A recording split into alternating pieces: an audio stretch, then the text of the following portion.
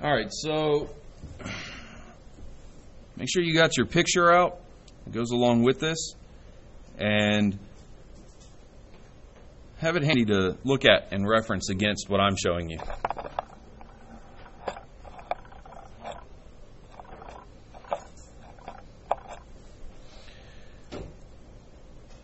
I'm going to line mine up with the same lines we used yesterday. And I want you to notice right about where the word Sharpie starts on the left and ends on the right. For your picture, it's rotated slightly up, such like this, correct?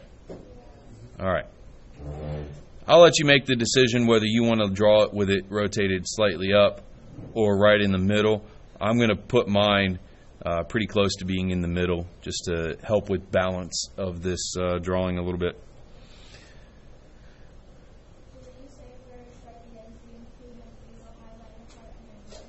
I include, no, not the highlighter part. I include the E for where the Sharpie ends right here at the edge.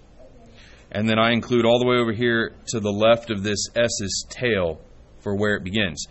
Now I'm going to rotate Sharpie just to kind of show you where this should all line up.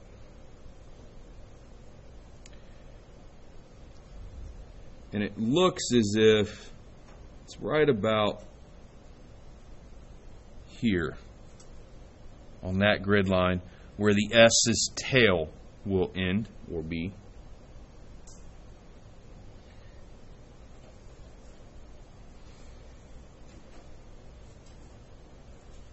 And it looks like it's just before this line.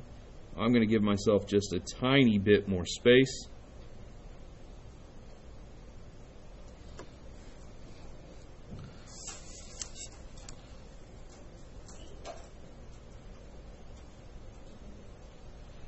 Now, it is kind of important that you go very light. And again, look at how I'm holding my pencil.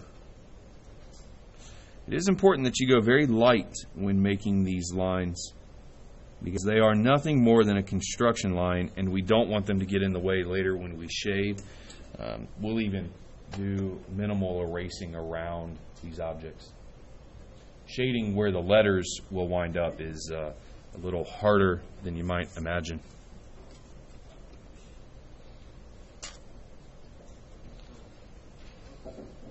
So that's the width of it. I also noticed that the S takes a little more than one square. And it kind of overlaps with the H. So I'm going to get a rough idea of where the H should start. Start in this general location. The A, which is where the H stops, should start roughly here. Notice I'm not worrying about being right on a grid line. I'm just getting rough ideas of where the letters will start. And I know that if another letter is starting, then one is stopping.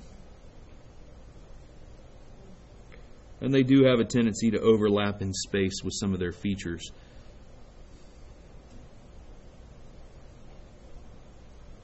This one did fall right on a grid line for me. The I and the E is sometimes easier to just make as one whole movement. So I'm really just checking to make sure that the I and the E kind of line up with where I've made the beginning of the I and the ending of the E. I'm not worrying about the R inside of the circle yet. And I'm not worrying about highlighter, and I'm not worrying about smear guard. Then I'll rotate my paper one way or the other so that it's vertical.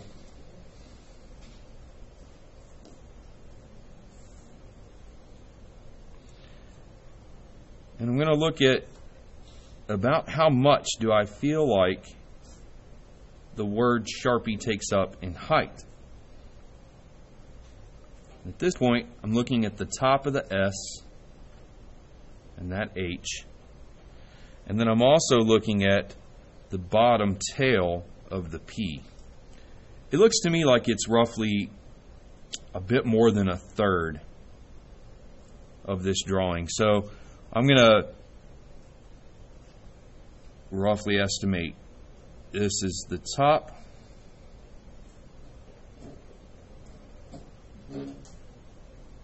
And if you're not good at making a relatively straight line without a straight edge, don't be afraid to use that straight edge to do it. And to balance it all out, I'm going to go about the same distance below this grid line here.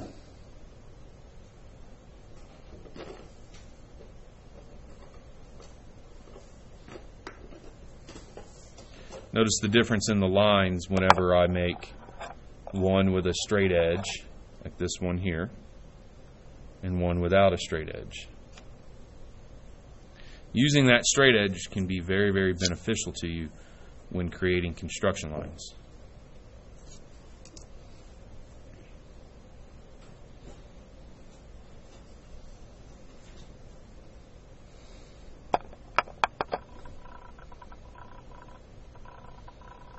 You ready for me to move on to drawing the letters? That was a bunch of no's.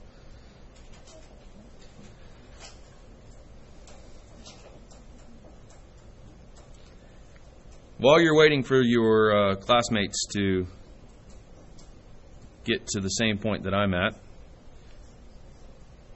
want you to take a second and look, for those of you that are ready, at how those letters are shaped. It's not a typical S. Some parts of it appear a bit thicker than other parts. You're going to want to draw just a line for this and then fill in around that line. It's going to be one of the darkest things you make. So a little more pressure in this case is beneficial. But after you've determined where the letters should go. The less erasing you can do, the better. But you're novices. So you'll probably erase a little bit. And that's okay. But just be certain that when you erase, you're only erasing what you need. And be careful after you've shaded and added anything dark, like these letters, that you don't just wipe with your hand across all of this pencil lead. You'll smear it. Try blowing it away. There's also these tools that are called feather brushes, okay, or horsehair brushes, or what some people refer to them as. But basically, they're just little brushes that you can move all of your eraser shavings or remnants off your paper without smearing it. Notice that S has a curve up at the top that it starts about a third of the way down, curves out to the right, circles around. That part of the S is not as bulbous, it's not as big of an arc as the rest of it. It comes around, it angles down, it curves back around to the left, and if I roll it up, you even find that the bottom part of it isn't straight. It tends to arc up slightly as it finishes. And that little tail on the left-hand side on the bottom of the S, where it finishes, is past this portion right here of the S that's at the top. The H and the S tend to overlap slightly. Notice that with the H, this line isn't just straight across. It angles up slightly. But then a hard, more than 90-degree angle, not a whole lot more, but more than a 90-degree angle, to come back down. I tend to start with the vertical line, which is almost vertical. There's a slight angle to it. They want this word to look as if it's been written, so there's a slight italics to it. It crosses right there, about halfway down. This part goes up, curves, comes back down, curves again to a slight upturn, and then the A is almost like a circle, but the bottom is sharper than the top. And if you're getting real detailed with it, you might notice, once you get much, much better at this,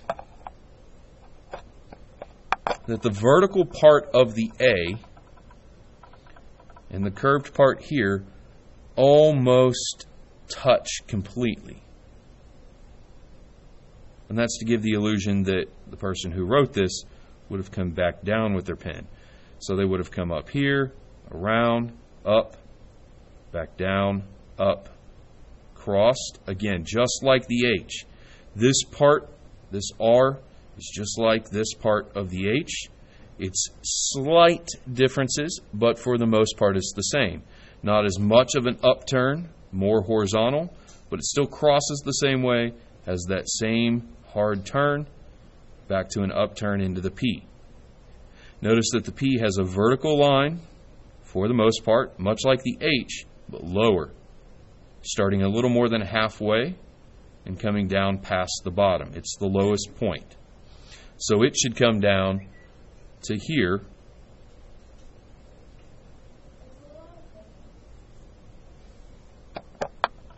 Yeah, I've zoomed in too far. Is that better? Okay. The very special thing about this P, in my opinion, is this curve. It doesn't come back around and touch the vertical part. And many of you will want to do that, but it doesn't. It curves back up. The I doesn't touch anything other than the E. It's completely separated from the P. So you start here. It's one big loop.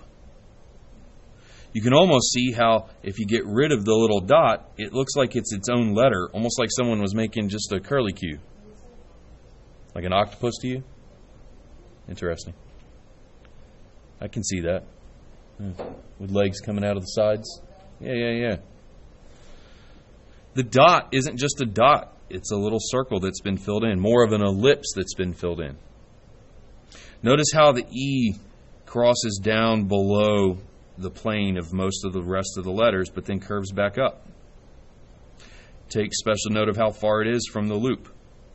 This is what I'm talking about when I discuss attention to detail. You might be able to make it this detailed. It might be your 5th time that you draw this marker, that you get the detail that perfect. It might be that you want to try drawing these letters off to the side before putting them on your final version of a marker to practice them. There's no sense in drawing it on your final version if you haven't practiced it. Some of you are going to be better at this. Some of you are going to find that holding the pencil to do this hurts your hand. Well, art sometimes hurts. And that's unfortunate for some of you. My hand yesterday, you'll probably see it again today, I had to stop after every couple of letters and shake my hand because it hurt from gripping my pencil to be able to press down with the hardness that I needed, to be able to make such tiny movements with my fingers. Go ahead. You're drawing the letters. When you get to the actual letters themselves, you're going to find that it's such fine movements that you won't want to be choked up on the pencil. You want to be down towards the front of the pencil for this part. Okay? But as you're drawing them, you'll see that there's some spots where you can hold back with a choked up position and get those curves. When you're making the more solid lines and you're going in and filling things in, you'll probably want to press a little harder, and that might, for some of you, be more comfortable to come back to the neck of the pencil. Okay? It mostly comes down to what's comfortable for you and still produces good results. When it's shading, the technique that works the best is to come back off of the pencil and choke up some. Okay? All right, I'm going to start drawing some of these letters. I think you guys are ready for this. I think it's also important to identify somewhat a middle point, a middle line, a middle plane. You can do this if you'd like. I just like to have it for somewhat of a reference. I'm going to zoom out just a little bit. Okay. So that S, I think it starts right about here. It curves up, around,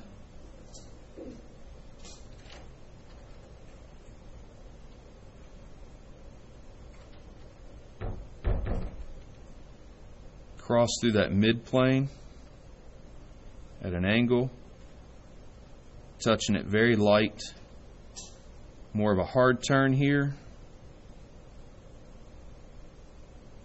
Don't want to come all the way down like this. I want to bring it back up slightly because it's not as low as the bottom of the P. It's close, but not as low.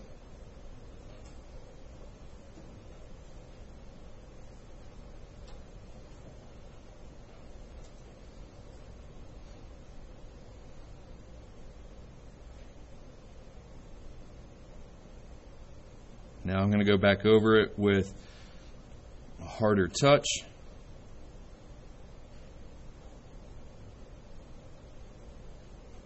Filling in where I want it to be darker.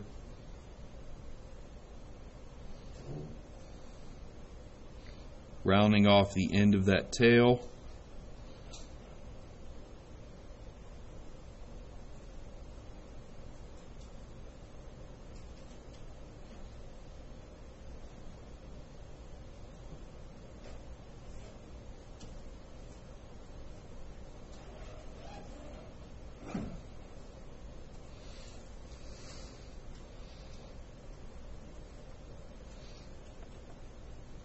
That's close. It's not quite the same, but we get the idea of it.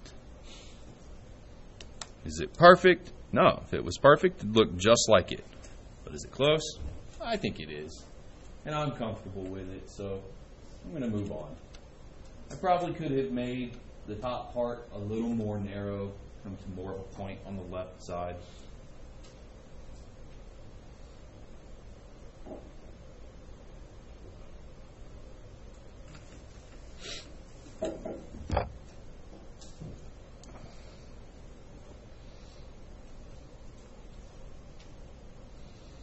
Vertical line for my H, it starts at about the same height as the S and comes down to about the same spot that the S does. Darkening it in by going back over it.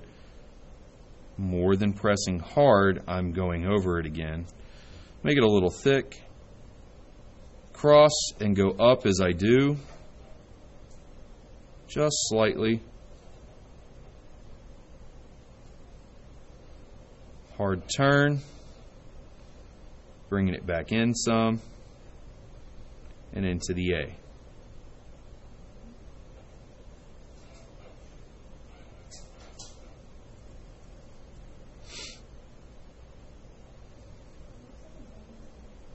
Does it?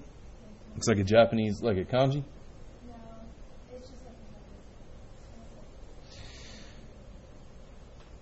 The A starts its height right at about the same height as the H.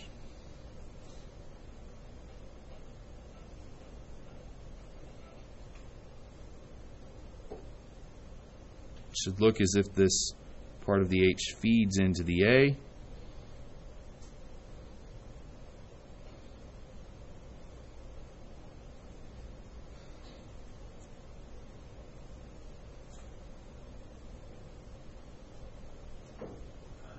Curves up to the R.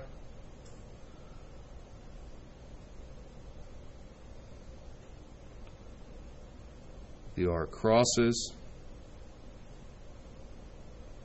Hard turn down. Much like the H. Now, what I just did there, if you didn't notice, was I rotated my pencil. I got a nice flat spot going, and I needed to go back to a sharper point. So I flipped my pencil over, I rotated it in my hand, and flipped it over. Make that cross portion pretty prominent. Bring it back up for the P's vertical part.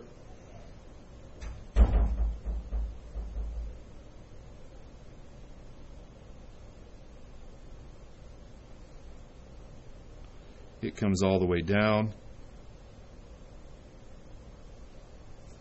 It goes up a bit. Notice that the curved part of the P comes away from the tail that goes up, almost makes a circle, more of an ellipse, and it curves back up at the end.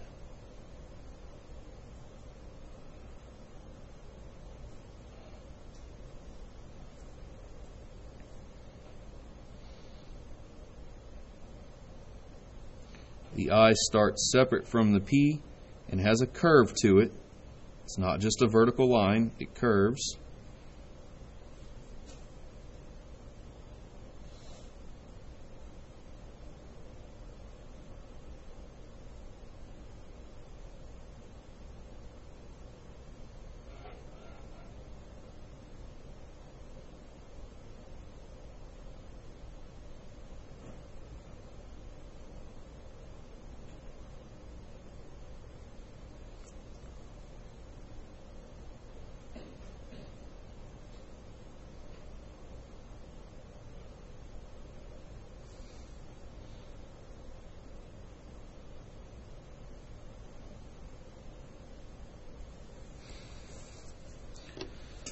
I'm going to take my eraser shield.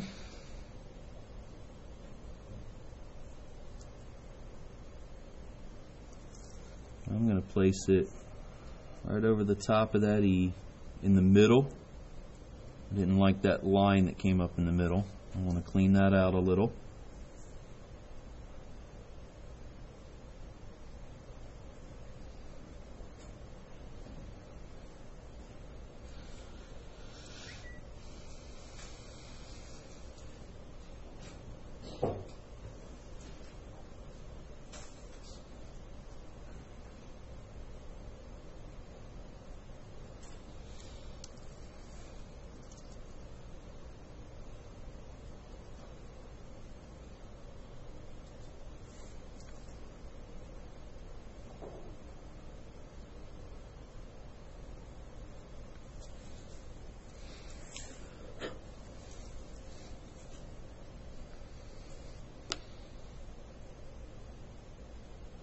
Fairly close.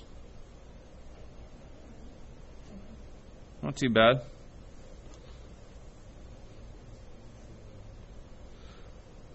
I've done better, but I feel like it's pretty good.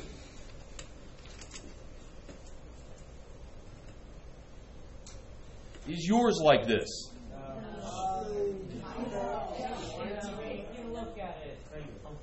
From far away, if I look at it from far away.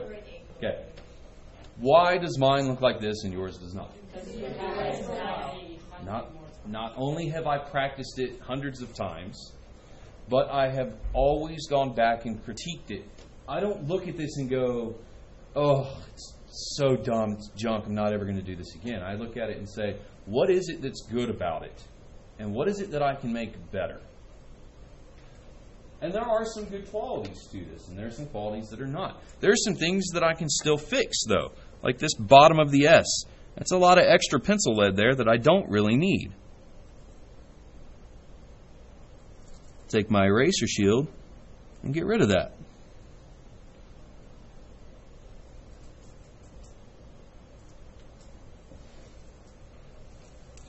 The R. Don't start by drawing the R inside of the circle first. Draw the circle for that trademark R. And then, or that registered sign, and then put the R inside of the circle. And take a look at that R.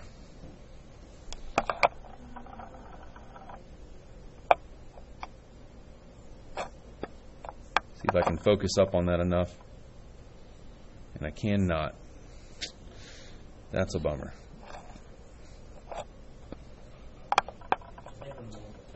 There it is. Oh. Look at how it's shaped. It doesn't even really touch the circle. But man, is that going to be hard for you and for me.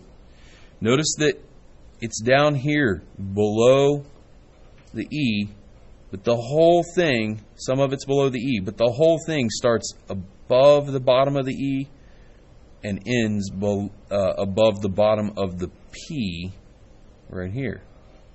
And it all sits above the word highlighter.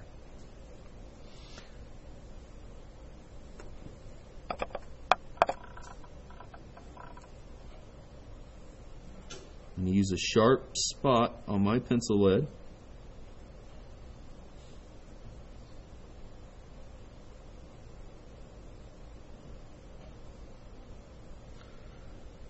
Whew. So tiny.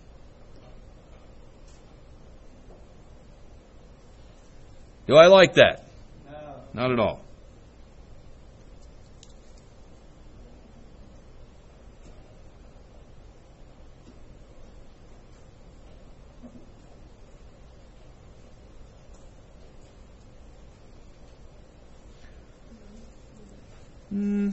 better. Still not quite where I want it to be.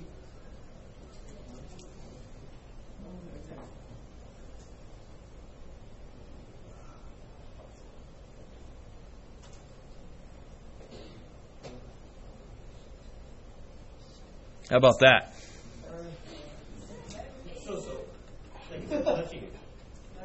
Let me zoom out for you. How about now? A little bit better. I need to get the word highlighter in there. This is tricky because you really want to just write this word.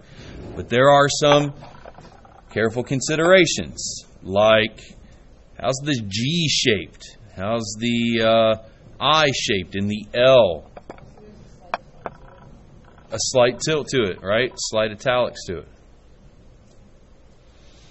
What I do notice, though, if I line up my marker again properly, is that it starts under the P and should end with the H being under the registered symbol,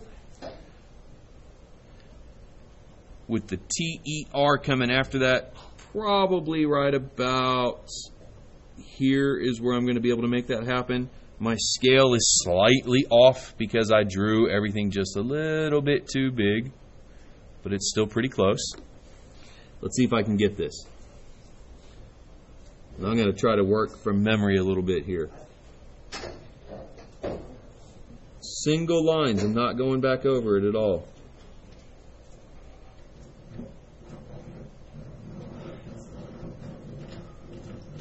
All the letters are the same height.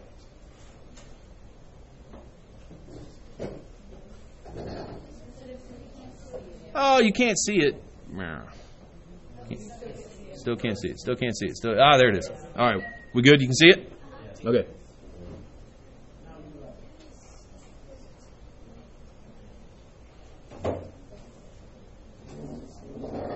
Man, that G is a pain in the butt to draw.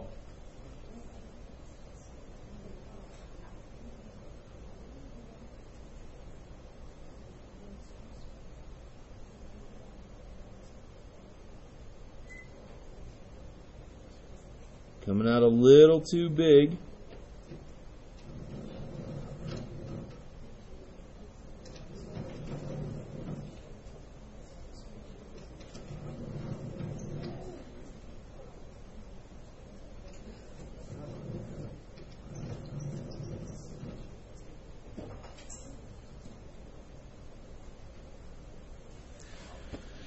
Meh, not my best, but it's okay. What you really hope is you don't misspell anything. Did I misspell anything? Highlighter. Okay. The G should be more to the left. The L is probably just a little too big. The spacing between the H and the I at the beginning is just a little too much, and that's what started the whole thing being thrown off. The H at the beginning might even be just a little too big, but it's such a tiny spot that my pencil lead is not thin enough to make these letters the size that they need to be if this marker is drawn at a 1-to-1 scale. We're talking about a printer that put this on there, not a pencil. So you got to come close. Is my attention to the detail good? Yes. I draw the letters in roughly the same fashion, or at least very similar? Yes. Go ahead, Diamond. You come here at lunch, yeah. Just make sure that you get a pass from me before you leave, okay? You still have yours? Okay, good. Yeah, they'll yell at you if you don't. Now what's left is smear guard. And that is a pain to do. That's where my hand really starts to hurt. Yeah, it's very block letters. It's a different kind of font, and it's kind of bold. And again, those R's are terrible, right? They're hard. I'm going to give myself a little more space than they do.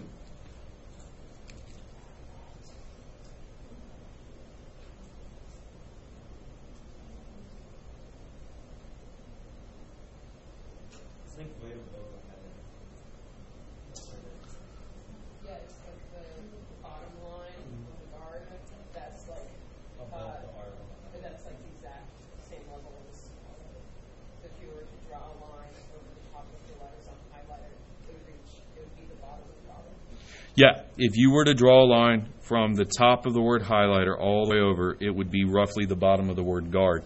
So why don't we do that?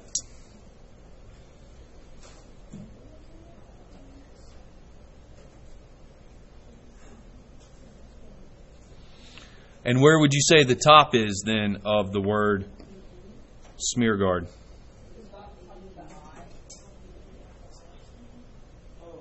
Yeah, I'd go with you on that.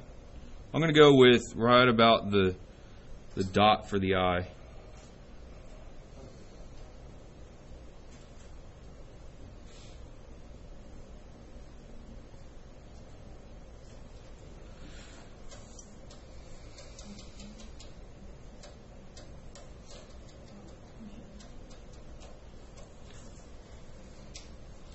And also important here is that you split this pretty much in half.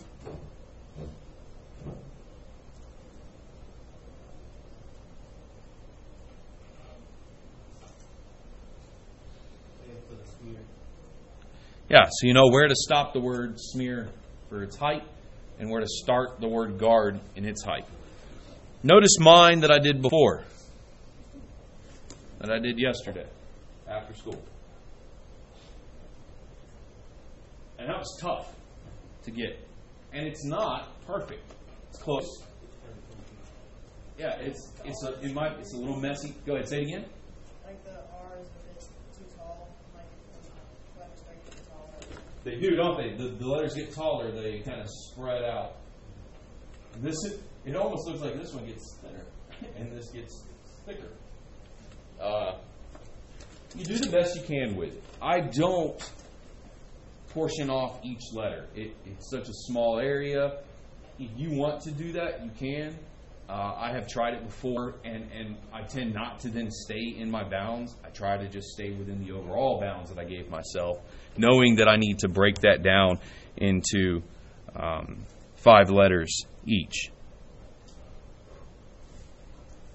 So again, looking at it as carefully as I can. The spacing between them is probably the most difficult part.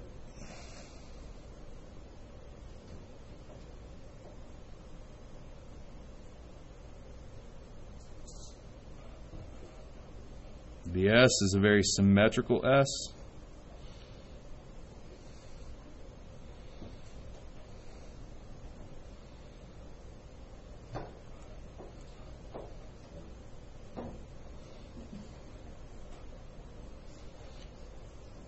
The M is very blockish. It's a vertical. Then you have what looks kind of like a V cut. And then it comes back down again, but it's bold, so that V cut comes down, but then there's also this middle part to it as well. Boy, is that challenging.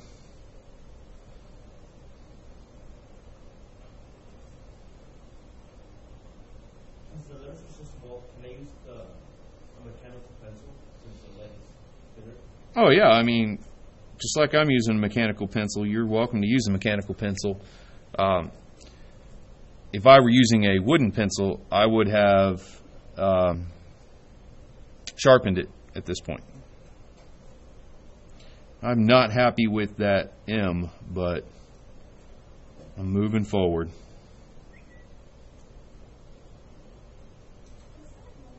That's my phone. I'm getting emails.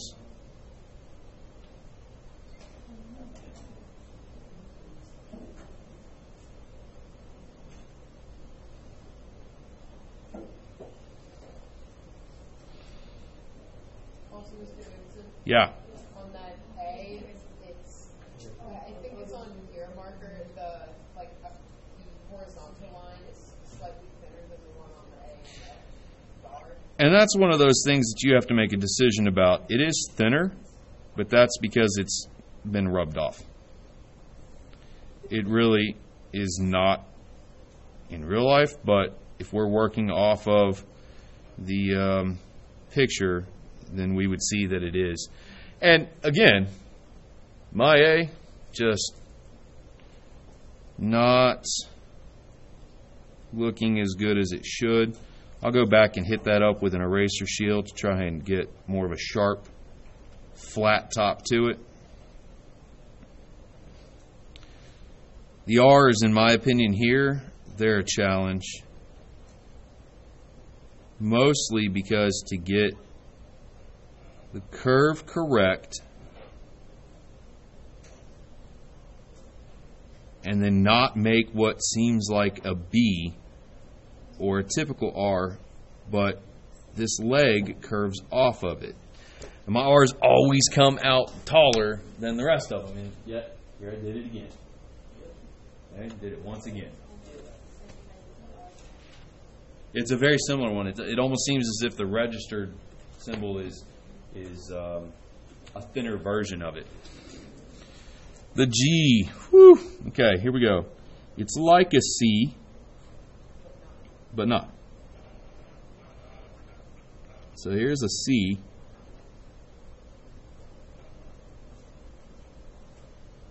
Thicken it in a bit. And then it comes over.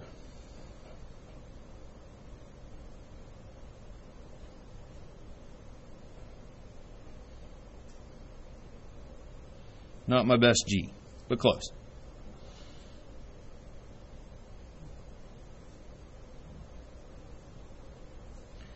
The U has no tail, and it's symmetrical.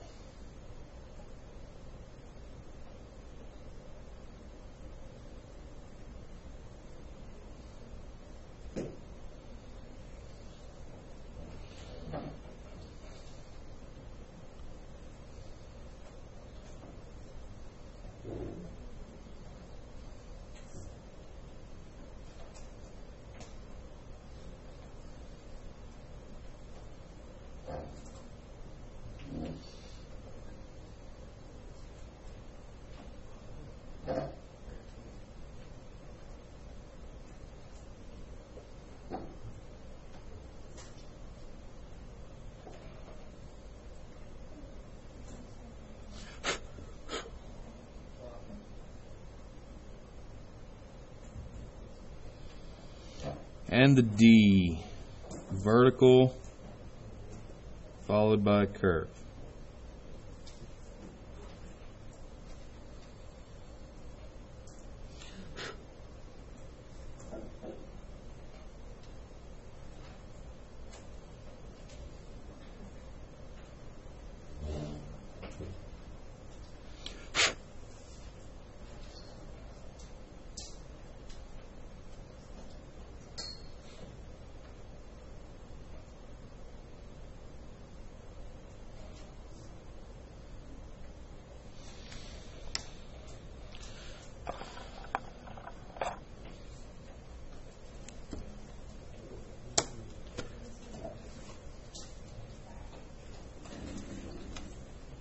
Ooh, my hand hurts. Hurts. Have you done the smear guard? Have you drawn smear guard? You got it all? Man, mine hurts. Writing that tiny really hurts my hand. Do this number like full. Can you pull? Yeah.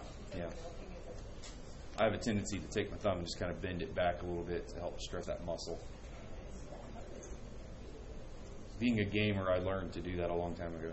Pull my thumb back. Yeah. All right. So, God, that's a precious look. I love it. My shading. Okay, I know everybody always hates shading. Let me show you first. Okay. So wherever you are with yours, just pause, watch. Try not to shade just yet. I want you to watch the process from beginning to end. I want you to understand that this marker that you're drawing right now may not be the one you turn in. Okay? Practice this technique. So watch first, please. I'm just going to zoom out a little too. I'm just going to take down here and flatten out my pencil a little because I'm using a mechanical one instead of a wooden one.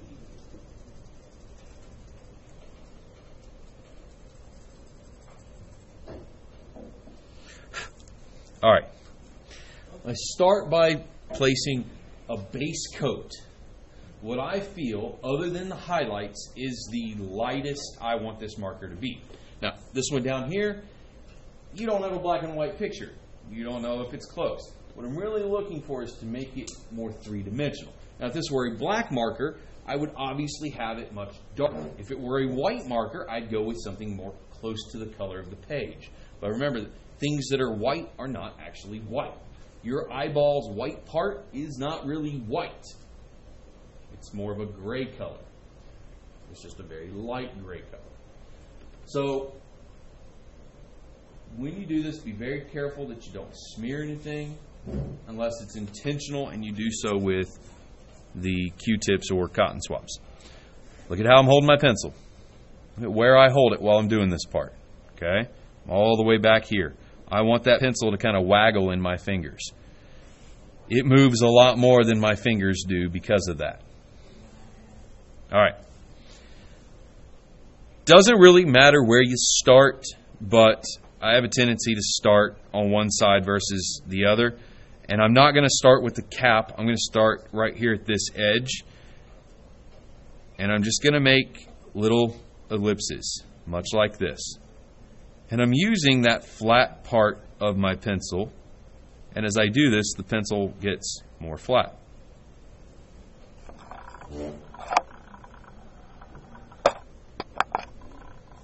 Is that in focus?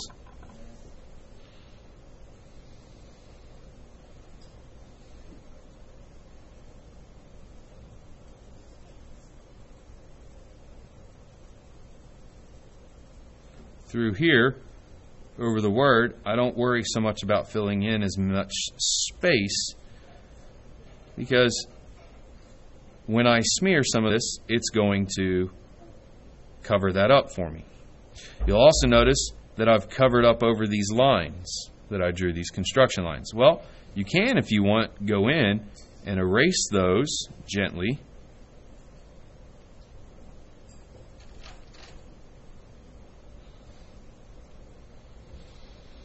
And you would go back before doing any of this and touch up any letters that need to be touched up either with an eraser or with your pencil lead. Notice that as that pencil lead becomes more flat, because I'm using it, my lines are not as prominent when I'm making these ellipses. They're more blurry, if you will. That helps. The more I go over it, the darker it will look. So that's my base coat. I'm going to do the same thing to the cap. I do that over the whole thing. That is the lightest, not counting highlights. And I'm not too worried about going beyond the lines because really the lines start to disappear. What identifies the edge of an object in real life is not a hard edge, most likely. It is a change in value from what you're seeing in the foreground to what's in the background. Now, in some cases, you'll go in and you'll shade a very dark area that's real small and it looks like it's a line, or an edge. But with more artistic or concept sketching, what we're dealing with is a change in value instead of a hard edge. Technical sketching and pictorial sketching for Unit 2, we do delineate a little more and we get a harder edge. All right, keep watching now. In looking at this marker, what I feel, what I see, or what I feel that I see when I put it right underneath this light, is that to make this appear three-dimensional, I have to show the neck portion, this shoulder portion, is being a bit darker than what's right here in the middle. The top appears darker, and it appears to fade in value from darker to lighter as it gets to the middle. And because it's cylindrical, it also then goes the other direction. It starts to get a little bit darker, but not quite as much as the top. A little bit darker as it comes around this way. And that'll help make it look more three-dimensional. You'll also find that to identify this edge of the cap, it really helps to make the cap side of this lighter and the shoulder side of it darker. All right, remember to watch that whole process. Now I'm going to go back over with tighter circles. Not really more pressure as much as it's just going over that base coat again. I'm going to go where I feel like it should be a bit darker.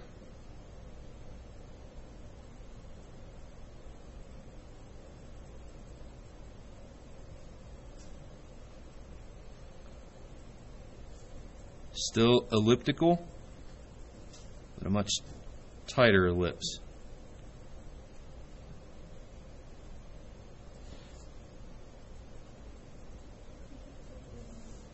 So better? Okay. I don't want to leave a harsh difference. I want it to fade from one to the other, from one side to the other side.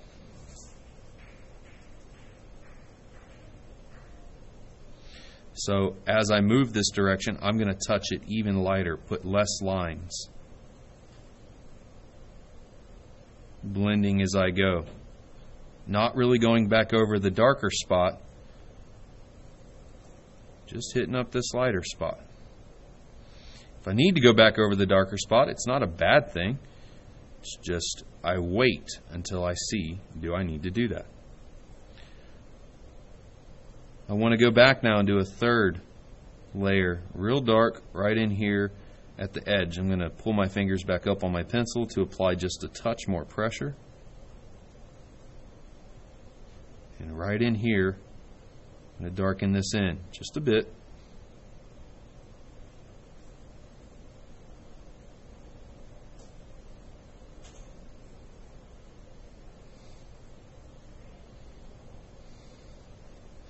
Little tiny circles.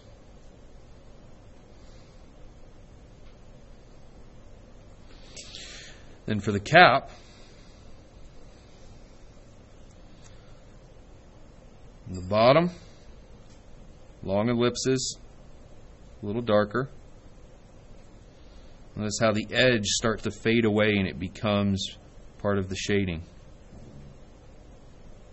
And as I move up towards the center of the cap, I leave it a little light. I come to the other side of the cap, darker.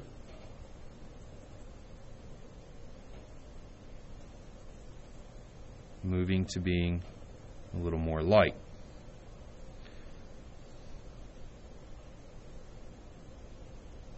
Little nub, same thing, a little more exaggerated. Darker. As I move to the center, it's lighter. Other side, darker.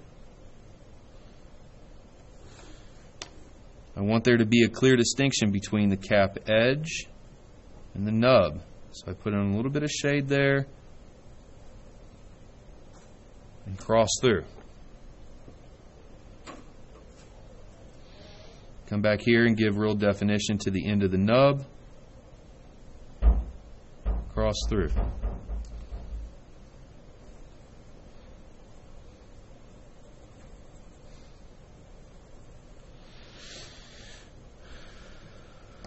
That compared to this.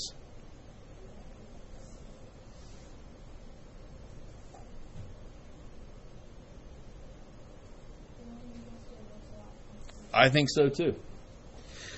And remember what I did with the other one was I used these Q-tips for smudge. The material will help you decide, do I need to smudge it or not? If you choose to, it's a very light touch. If I go over the darker parts, I'm going to pick up more lead on my Q-tip. And that's going to spread, so you might want to rotate it slightly. If you don't want the smudge because you want the look of it being a pencil, then don't use the Q-tip.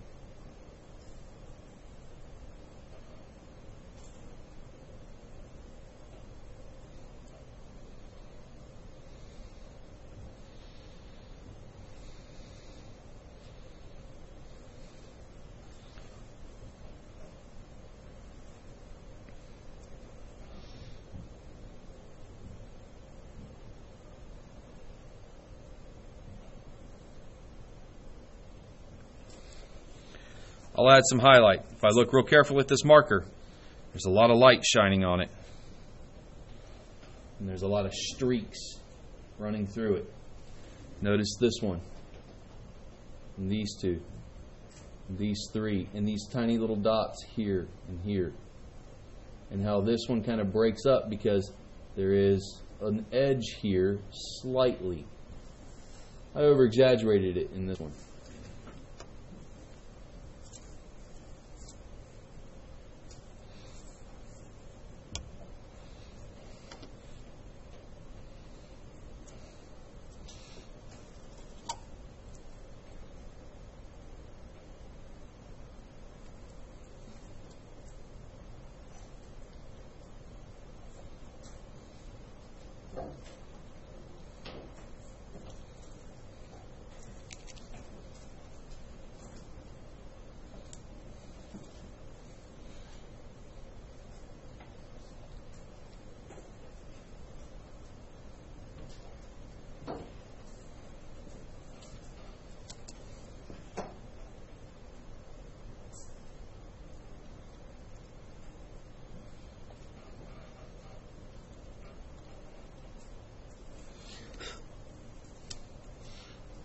Little dots.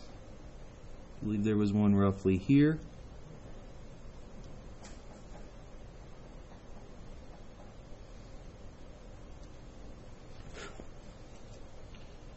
Here.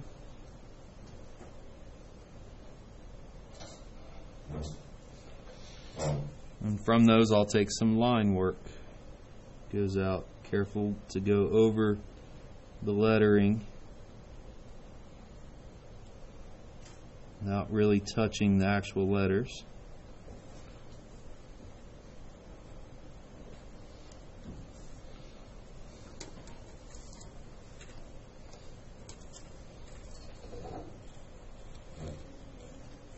Yeah. Right through here? In a second. The little indentation in the cap? Yeah, in a second.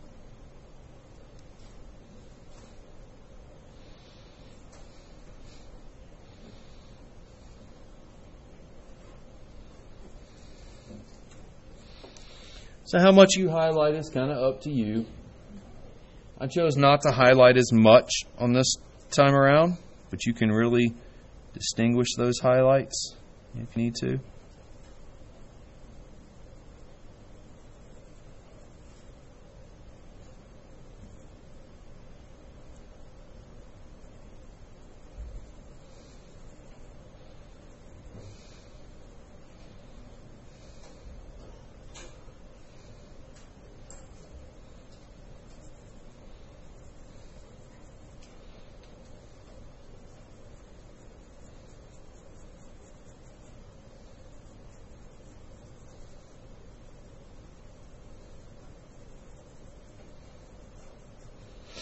Notice that on the right-hand side of the marker, this part is a bit lighter.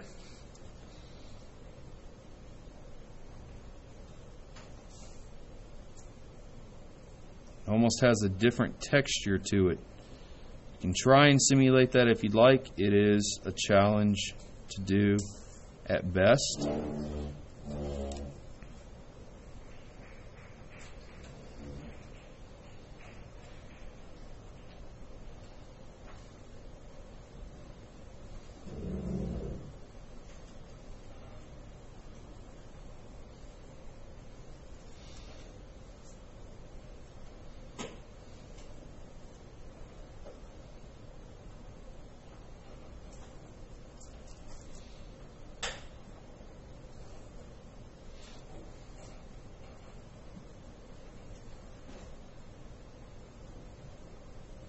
Notice how I changed directions with how I shaded to help get this part in there.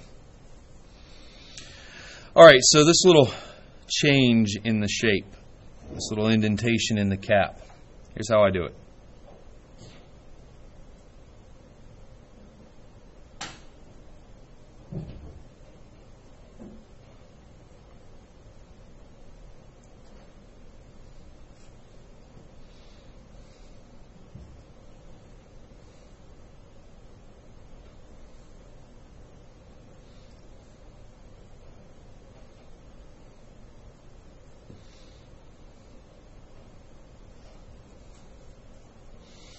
more about a slight identification of a darker spot, in my opinion. And that's it. It's not perfect, but it's pretty close. If you want to add shadow around the object, you're more than welcome to do so. Dave? You sure?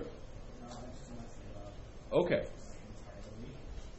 Like entirely. And it will happen. Do it again.